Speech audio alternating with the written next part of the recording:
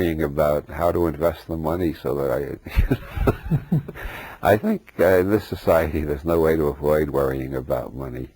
You don't think there's any level you could get to, either high or low, where it just wouldn't matter?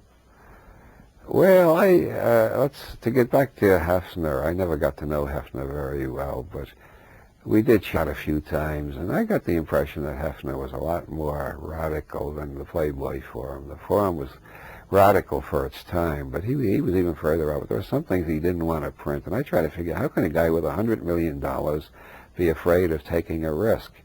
And then I realized every time J. Paul Getty came to Chicago, he stayed at the Playboy Mansion as Hefner's guest, and he had $4 billion. And you realize, if you've only got $100 million, a guy with $4 billion really makes you feel like an ant, so you're nervous. Until you get $4 billion, you don't feel quite equal to him. At least that's my explanation of why people with millions and millions are still trying to get more. That's the only explanation I can see. Bertrand Wolfe, novelist I like a lot, who isn't very well known, he says in one of his books, Hollywood is the only place in the world where you have a vicious class war between rival groups of multimillionaires. It's true, I lived there for a while. I wrote 2 screenplays. Neither of them ever got produced. But I made money out of them, and they've been published as books, and I make royalties on them every year.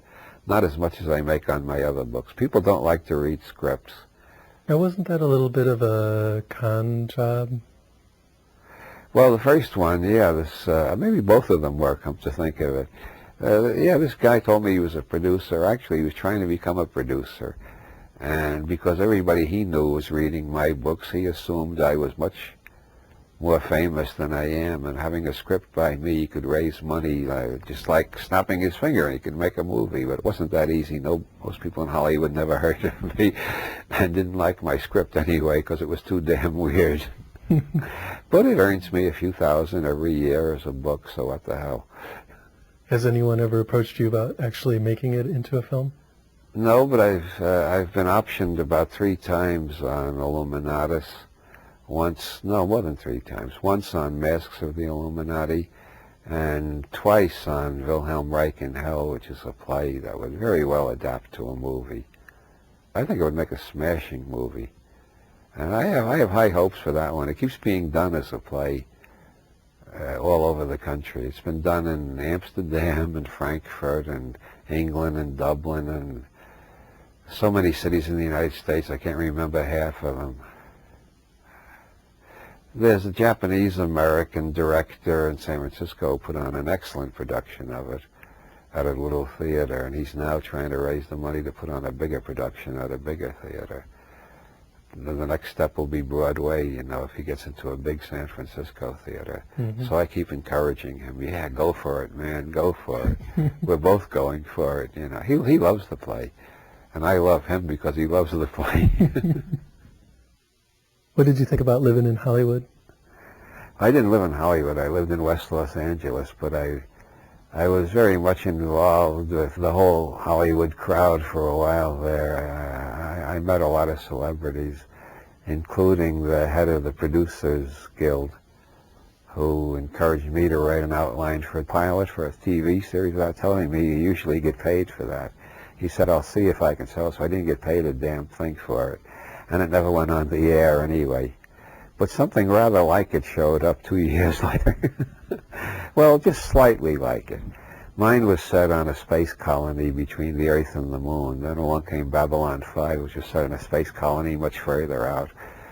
But the idea of living in a space colony rather than on a planet face seemed very interesting to me. I think it's probably the future. I don't think we're going to colonize other planets. If you climb out of a gravity well, why climb back down into another gravity well? Well, according to G. Harry Stein, a NASA engineer that I have sometimes appeared on panels with, there are 10 to the 100th power technological processes that can be done cheaper in space than they can be done on a planet face. Eventually that fact is going to be discovered by the manufacturers of the world. So there'll be a lot of colonies floating around in various plots between planets. And Gerard O'Neill designed a space colony as far back as 1968. It took him 5 years to get that published, like it took Shea and me 5 years to get Illuminatus published. Gerard O'Neill was a physicist teaching at Princeton. How much prestige can you have? A PhD teaching at Princeton? It took 5 years for any physics magazine to publish his article on how to build a space colony with existing technology. And that came out in '73, and now it's the year 2000, and nobody has done it yet. But there's a Japanese group who are putting a hotel in space, and Virgin Airlines has announced they're going to put up a hotel of their own to rival the Japanese hotel. So things are moving in the direction I sort of foresaw. When are those due to go up? Oh, in the next 20 years. I'm not sure of the exact dates. What about the International Space Station? Yeah, that's been up a long time, hasn't it? Yeah, but I mean, what I'm thinking of is a real colony. Mm. First you get the engineers and the technicians, then you got to have sexual partners for them, then there's going to be children, you're going to need teachers, then they're not going to want everything sent up from Earth, so they're going to start their own farms, which is easy to do in space. Gerard O'Neill included that in his plans way back in '68. And eventually they're going to want movie theaters, art museums, and they're going to want lecturers on subjects like neurolinguistic programming and general semantics and conspiracy theory. Are you advertising to be sent into space, Bob? Well, I'm just dropping a hint. If I'm still around when they get the first space colony, I'm ready to do lectures there if they can provide transportation and a good fee. So you mentioned that you left the United States for 7 years, going to Mexico and Ireland. How come you left? Well, it wasn't consecutive. I went to Mexico, then to California, then to Ireland, then back to California. Why did you go to Mexico? Because I was launching a career as a freelance writer, and I figured my savings would last longer in Mexico than they would in the United States. The reason I went to Ireland is because Arlen and I had said over and over to all of our friends, if Ronald Reagan ever gets elected president, we're getting the hell out of this country. We felt rather embarrassed by hanging around. And besides, we both had a romantic thing about Ireland. We're both part Irish. And in both of our cases, we know more about the Irish side of our ancestry than the other side.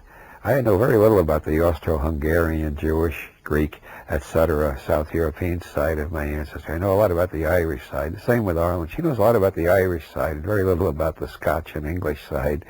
So, except it seems that both of us were descended from Olaf the Black, who was the king of the Isle of Man in the 9th century or sometime around that. He was one of those Viking pirates. He seized the island, announced that he was the king, and then any ship going from Ireland to England or from England to Ireland had to pay him a duty to pass his island. And we both seem to be descended from him, according to a genealogist we met in County Westmeath.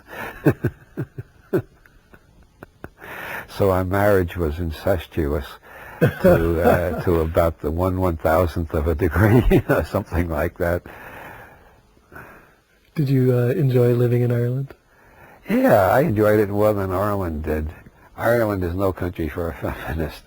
The Catholic Church has so much power. She was continually being irritated. I, on the other hand, having grown up Catholic, found it all very amusing. I found like a rerun of my childhood without being afraid of it anymore, just laughing at it. But she found it irritating. But there was a lot she did like about Ireland, or we wouldn't have stayed there 6 years. And to me, especially Dublin, where we live,